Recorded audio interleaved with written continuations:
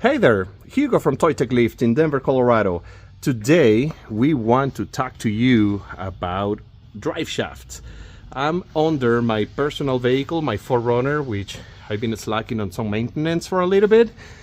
But one thing that a lot of people don't do or forget about it's grease your drive shaft. So we are going to go through all the circ fittings that you have on the drive shaft. So for instance, we're going to start from the back. Here is your rear differential.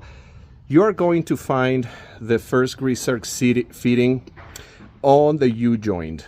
Make sure you pump enough grease. You're going to see it popping from the other side. Therefore, you know the new grease is going to start pushing the old grease out. So we're going to start with this. We have 6 total. So this is number 1. If you go to the transfer case, you're going to find 2, one on the outside of the U-joint and one on the inside.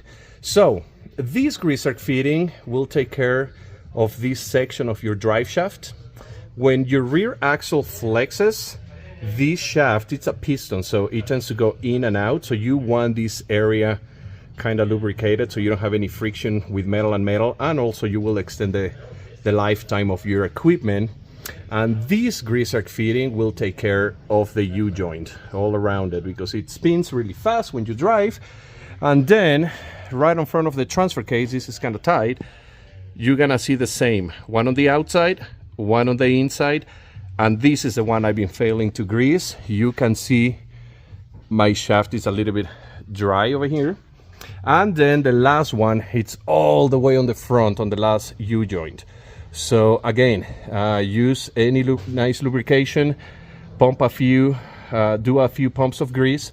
The new grease will push the old one out, and that way your whole drivetrain, your drive shaft all the way to the back, will be fully lubricated and you won't have any issues with it for a very long time. For any questions, please give us a call at Toytec Lift, 303-255-4959.